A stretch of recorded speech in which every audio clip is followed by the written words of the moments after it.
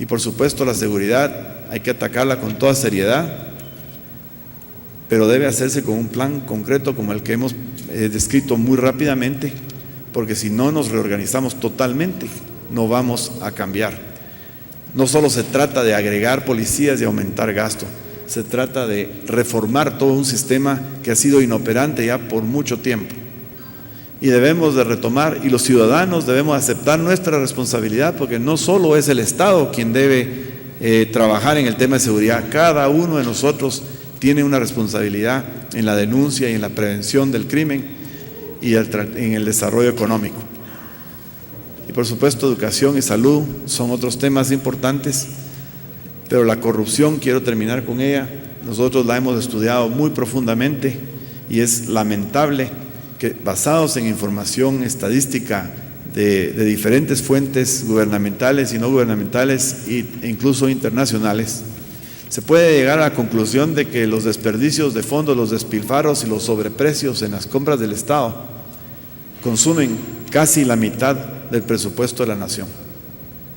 Y eso se puede combatir, pero la corrupción se combate de arriba, empieza por el presidente, es la responsabilidad del presidente quien debe gobernar y quien debe ser honesto y debe ser el primero en combatir y eliminar la corrupción, y de ahí se permea hacia abajo. Si no implementamos estos cambios y si no implementamos un plan de desarrollo económico paralelo al combate al crimen, Guatemala no va a progresar. Muchas gracias.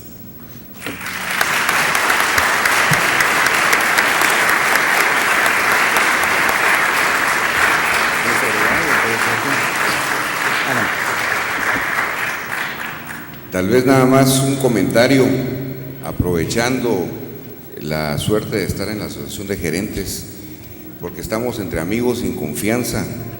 Todos acá, los presentes, somos administradores, y lo que Guatemala necesita es un cambio total de la forma en que ha sido administrada.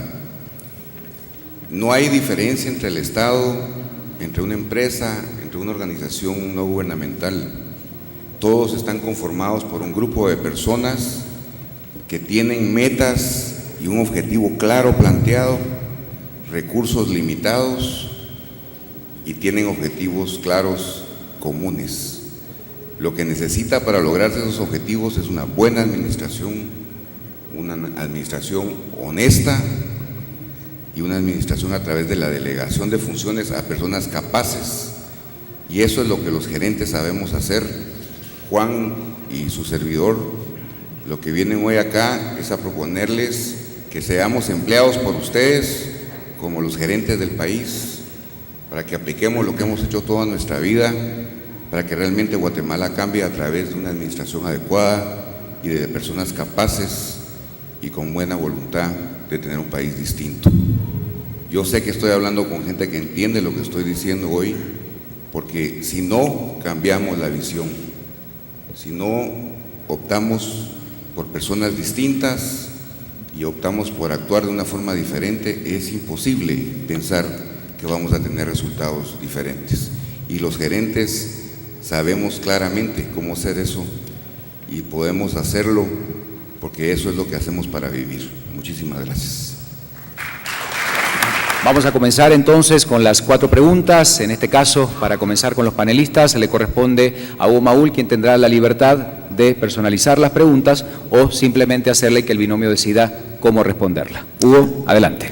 Muchas gracias a la Asociación de Gerentes por la invitación de estar acá, es realmente un honor. Yo empezaría preguntándole a don Carlos Zúñiga, que es una persona de campo por lo que se ve en sus anuncios y me consta que ha trabajado mucho en el campo. Carlos, sabes muy bien que existe una oposición creciente en torno a la minería, megaproyectos, monocultivos extensivos, hidrocarburos e hidroeléctricas. Descubrí eso ayer en una reunión con gente de izquierda que ahora es un combo. Y sabemos también que es necesaria la inversión extranjera, pero si esta oposición a estos sectores es cada vez más grande, parece muy difícil poderle ofrecer al inversionista extranjero no solo un buen menú de oportunidades, sino la seguridad jurídica asociada con ellos. En concreto, ¿cómo piensan ustedes lidiar con esta oposición cada vez más grande y descomposición, diría yo, social e incluso gobernabilidad en torno al tema? Gracias, Hugo. Sí, mira, para empezar, no hay país en el mundo desarrollado que no haya aprovechado sus recursos naturales como una función fundamental para evolucionar del subdesarrollo hacia el desarrollo. Acá se ha manejado mal el tema de la inversión en ese tipo de recursos. Por ejemplo, Guatemala tiene un potencial gigantesco de la generación de energía renovable por sus fuentes hidrológicas, y es uno de los temas importantes por el cual hablamos de la reforestación, porque los desastres que tenemos en la boca costa y en la costa es debido al abandono y a la deforestación que han tenido las cuencas. Eso es algo que hay que aprovecharlo definitivamente. El tema de la minería es un tema controversial porque lo han hecho controversial en el país, sin embargo ha sido exitoso en otros países del mundo, y eso debemos de aprovecharlo para que en Guatemala podamos hacer uso de esos recursos para dejar el desarrollo en el área local, pero fundamentado en principios en donde se defiendan y se protejan el ambiente a través de la tecnología que existe, porque no es algo que no exista. Tenemos que cambiar el enfoque de que se le ha dado a las personas. Cuando nosotros hablamos de desarrollo rural, hablamos de un desarrollo rural totalmente integrado y no solo agropecuario. Y ahí estamos contemplando el tema minería, el tema energía renovable, las hidroeléctricas que tú mencionabas, como uno de ellos, y cuando hablamos del desarrollo de la micro y mediana empresa, estamos hablando de la generación de estas grandes inversiones a cuyo alrededor se genera la economía a través de la micro y la pequeña y mediana empresa. Entonces, no tenemos que inventarnos la rueda, Hugo, tenemos que seguir el ejemplo de otras naciones que han sabido aprovechar sus recursos, como lo es Chile, como lo es el Perú, y aplicar ese tipo de medidas acá para lograrlo.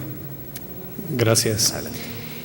Creo que todos estamos muy conscientes, no, es más, estoy convencido que estamos muy conscientes que vivimos un agotamiento en las finanzas públicas del Estado. Sin control de gastos y mayor recaudación tributaria, parece muy difícil que cualquier gobierno, independientemente del color, pueda gobernar Guatemala. Y ahorita estamos en una etapa en la cual, si tomamos decisiones, pudiéramos ahorrar tiempo al llegar el próximo gobierno. Después de escuchar la presentación que ustedes traen a la mesa, hablan de equiparar ciertos niveles de gasto público a niveles internacionales, lo cual, dependiendo cuál sea el nivel internacional, puede representar un aumento considerable de los gastos. Por otro lado, se ha estado barajando la posibilidad de establecer controles drásticos al gasto público. Incluso se habló en esta mesa la semana pasada la posibilidad de congelar el gasto público. Veo que no es la propuesta de ustedes, no va por congelar. Entonces mi pregunta sería, ¿cómo ustedes harán para controlar el déficit fiscal y mantenerlo dentro de niveles que sean compatibles y sostenibles en el tiempo? Bueno, primero que nada yo hablaba de elevar el presupuesto de educación a niveles internacionales porque es necesario, si queremos tener un país desarrollado, educar a nuestra gente. Obviamente eso no se hace de la noche a la mañana, no se hace en el primer año. Eso se hace de una forma escalonada, porque si no lo que se vuelve es un desperdicio total. Hay que hacerlo de acuerdo a un plan de mejora a toda la parte educativa, los programas de educación, pago a los maestros, etcétera. Pero definitivamente estamos demasiado bajos en el presupuesto y la inversión educativa, no le damos importancia y encima le retiramos los recursos al Ministerio de Educación para financiar otros proyectos políticos. Ahora, como ya expresé también antes, casi la mitad del presupuesto de la nación se desperdicia en actos de corrupción, en sobreprecios. La Organización Panamericana de la Salud, por ejemplo, hizo un estudio que demuestra que los medicamentos que compra el gobierno de Guatemala los sobrepaga entre 300 y 600%. Un kilómetro de carretera en Guatemala cuesta 7 veces más que un kilómetro de carretera similar en el Perú. Y esto no lo digo yo, esta es información que viene de fuentes internacionales y podemos estar toda la noche hablando de diferentes de estos casos. Combatiendo la corrupción es el primer paso que hay que dar y es un paso inmediato que hay que dar para reducir el gasto público desperdiciado. Y luego finalmente la evasión fiscal debe ser también combatida, así como debemos de invertir tiempo y recursos en mejorar el tema de la certeza jurídica, porque es la certeza jurídica la que le da vialidad a la economía. Con el desarrollo económico, que es el programa de desarrollo a través del enfoque a la empresa pequeña y mediana, el tamaño de la economía va a crecer también. y por ende la colección de impuestos va a subir proporcionada al crecimiento de la economía. Esto no es algo que va a ocurrir de la noche a la mañana, obviamente esto es un plan conciso, nuestro plan es un plan de 20 años, pero que va a ir avanzando poco a poco, iniciándose en enero del año entrante. Bien, muchas gracias. Carlos, si tu partido llegara al gobierno, te tocaría coordinar el gabinete, estar en el gabinete económico. Desde ahí seguramente se tendría que hablar toda esta problemática fiscal. Dentro de la problemática fiscal es pero muy difícil que cualquier gobierno que llegue no aumente impuestos. Se entiende que por razones de campaña política nadie va a decir que va a aumentar impuestos, pero una vez sentados ahí y dado el descalabro de las finanzas públicas, es muy probable que lo hagan. ¿Cuál sería tu respuesta concreta ante la necesidad de aumentar el IVA, que es la vaca lechera del sistema tributario guatemalteco, para tener más ingresos? ¿Estarían dispuestos a aumentar el IVA? Hugo, mira, primero tenemos que enfocarnos en evaluar los problemas que hay de elevación de los impuestos que actualmente tenemos. Solo en contrabando, tú sabes bien, hay una evasión de mínimo 9,000 millones de quetzales que se podría controlar ahí. Aparte de eso, hay una gran evasión en impuestos sobre la renta. Y en el tema que nosotros hablamos de la micro, pequeña y mediana empresa, vamos a proponer un mecanismo para poder incorporar a esos empresarios al sistema formal, que equivocadamente se les llama informales, porque son personas emprendedoras que no han tenido la oportunidad de incorporarse.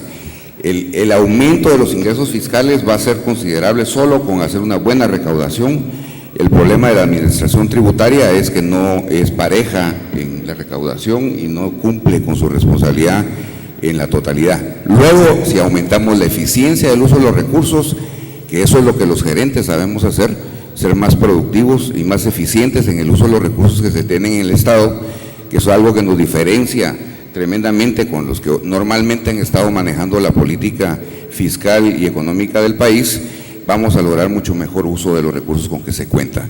En este momento nosotros no estamos contemplando aumentar el IVA, pero sí vamos a hacer una evaluación profunda. Cuando se habla de una reforma fiscal, no necesariamente hay que hablar de incremento de tasas, hay que incrementar y mejorar, como lo hemos trabajado contigo en el pasado, otros temas como la recaudación y la evasión fiscal.